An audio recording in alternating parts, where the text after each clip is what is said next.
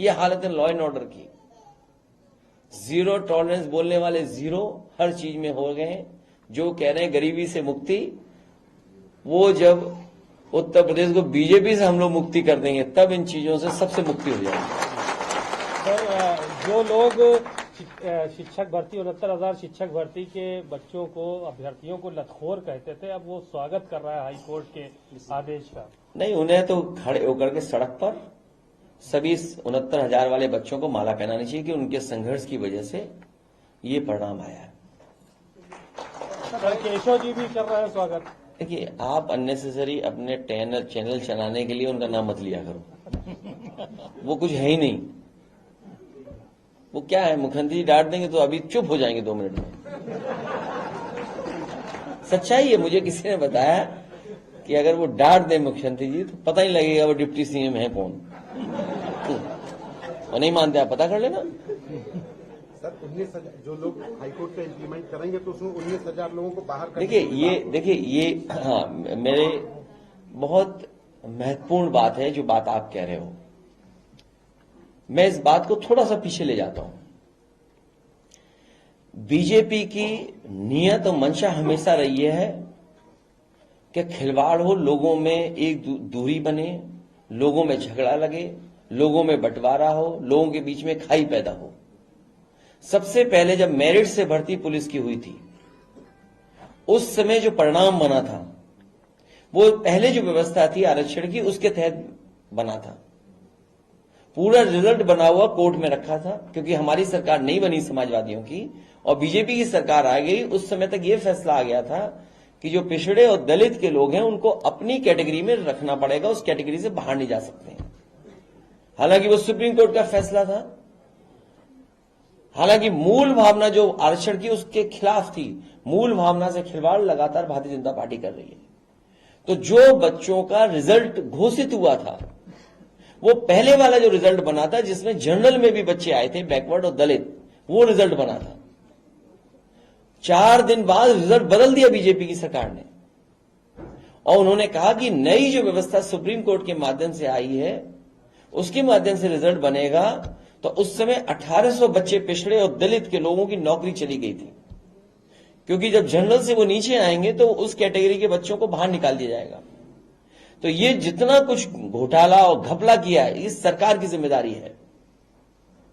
आरक्षण से खिलवाड़ सरकार ने की है और सरकार अपना भ्रष्टाचार, अपना गलत काम छिपाने के लिए बच्चों के भविष्य से खिलवाड़ कर रही थी।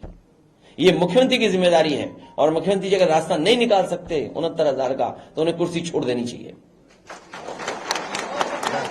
और क्योंकि उन्होंने न केवल पिछड़े दलितों के साथ खिलवाड़ की है, बल्कि जो बच्चे निकलेंगे उनके भविष्य के साथ भी खिलवाड़ की है उन्होंने। इसलिए उनको, जिन्होंने खिलवाड़ की है भविष्य से, उनको जवाब देना चाहिए कि आखिरकार उनके पास इतने बुद्धि वाले अधिकारी हैं, आखिर ये खिलवाड़ कौन कर रहा था, कौन खेल कर रहा था। तो इसकी जिम्मेदारी उन्हीं की है, विपक्ष की नहीं है। और ये जो उस पार्टी के लोगों के जो बार बार स्टेटमेंट आते हैं, वो ये कहते हैं कि नहीं हम भी आरक्षण के पक्ष में, हम भी पिछड़ों के पक्ष में, हम भी जातीय निर्णय के पक्ष में। याद रखना, वो स्वार्थ में और बीजेपी को बचाने के लिए स्टेटमेंट देते हैं।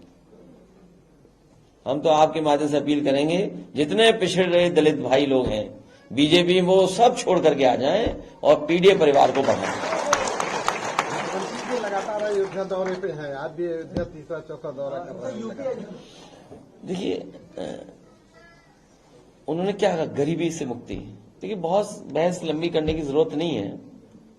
जिन्होंने रात भर जगाया हो सस्टेनेबल गोल्स को लेकर के, याद कीजिए एक बार विधानसभा चली थी और रात भर किसी को सोने नहीं दिया मुख्यमंत्री जी ने, सस्टेनेबल गोल्स को लेकर के। और सस्टेनेबल गोल्स में क्या क्या थे, यही पैरामीटर्स थे।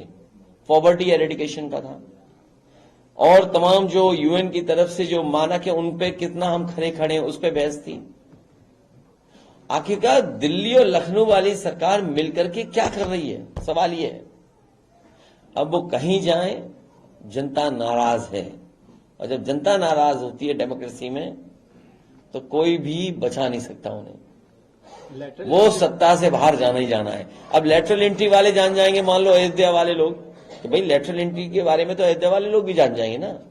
अयोध्या वालों को क्या जवाब देंगे लेटरल एंट्री का? 69,000 बच्चों का क्या जवाब है इनके पास? ये बगल के जिले में जो हत्या हो गई, मान लीजिए, कैसे मारा है? मारते उसे घर पे मार दिया। बताओ, घर पे कुछ सुरक्षित है क्या? और आए दिन अखबार हम लोग पढ़ते हैं। सर हरियाणा और विज्ञापन आया है, यूपीएससी का विज्ञापन आया है जिसमें 42 लोग 3 महीने का टाइम मिला है, उसमें हम सुप्रीम कोर्ट तैयार करेंगे। देखिए, मैंने आपसे कहा कि अब सरकार की ट्रांसपेरेंसी की जरूरत है। सरकार को उनकी क्रेडिबिलिटी की बात भी है। जब कोर्ट ने स्वीकार कर लिया, कोर्ट के निर्देश पर यह सूची बननी है अब नई, या जिनकी नौकरी जाएगी वो सरकार की जिम्मेदारी है। सरकार की जिम्मेदारी है नौकरी देना, आरक्षण से जो खिलवाड़ की है उसका जवाब देना, जो अभ्यर्थी हैं उनको नौकरी मिलना, और जिनकी जा भी नहीं उसके लिए भी जिम्मेदार सरकार है। सरकार को रास्ता निकालना चाहिए। आखिर सरकार ने घपला किया कैसे? और जो दोषी हैं उनके खिलाफ कार्रवाई हो। सर, बाई इलेक्शन नजदीक है, इलेक्शन कमीशन में ज्ञापन, आप वो तारीख बताओ तो बता दो हमें। समाजवादी पार्टी ने ज्ञापन दिया विशेष वर्ग के लोगों को कुंदरकी में तमाम इलाकों। ये कोई नया नहीं है, ये कोई नई बात नहीं है। हम तो देख रहे हैं कि ये कोई नया खेल नहीं है बीजेपी का, ये पुराना खेल है बीजेपी का। इसलिए मैं कह रहा हूं कि आरक्षण को बचाएं सब लोग। इसके फ्यूचर में जो होने वाला है उसको आज ही समझ लें, क्योंकि आने वाले समय में जब 50% अपना आरक्षण ये लोग कर लेंगे, तो मान लीजिए पुलिस फोर्स लगा दी 50% की पूरी, तब क्या करोगे आप? सब अधिकारी लगा दिए अपनी मन मर्जी के, तो क्या करोगे आप? लोकतंत्र कहां बचा फिर? बसपा ने 5 प्रत्याशी घोषित किए हैं उपचुनाव के लिए। हमारे सब हो गए, सर सीट शेयरिंग को और लेकर अगली विधानसभा की भी हरियाणा तैयारी शुरू कर दी। सर हरियाणा और महाराष्ट्र को लेकर भी जो है वो कोई हमारी शर्त नहीं है। हमारी जो सुझाव है वो हमने दे दिए, हमारी बातचीत चल रही है, जो भी होगा स्वीकार करेंगे। ठीक है, ओके, थैंक यू सर। और आप लोगों से भी कहेंगे कि कई जगह जो राजनीति हो रही है उसमें भी पैनी नजर रखिए आप, खासकर कन्नौज की घटनाओं पर। बीजेपी के लोग ही फंसा रहे हैं, बीजेपी के लोग ही बचा रहे हैं। जा रहा है। मैं तो ऊपर नहीं जा पाया था इसलिए बयानबाजी हो गई। नहीं, मुख्यमंत्री जी खुद मिल रहे हैं वहां के हारे हुए सांसद से। अगर मुख्यमंत्री जी हारे हुए सांसद से मिल रहे हैं तो उसको साजिश चल रही है बड़ी। और कई बार भारतीय जनता पार्टी दूध में गिर गई मक्खी तो निकाल बाहर फेंक देते हैं। काम निकल गया, आदमी की जरूरत ही नहीं उन्हें। ठीक है सर, थैंक यू। ये तो आपको पता ही लग गया होगा। चलिए, बहुत धन्यवाद। चलो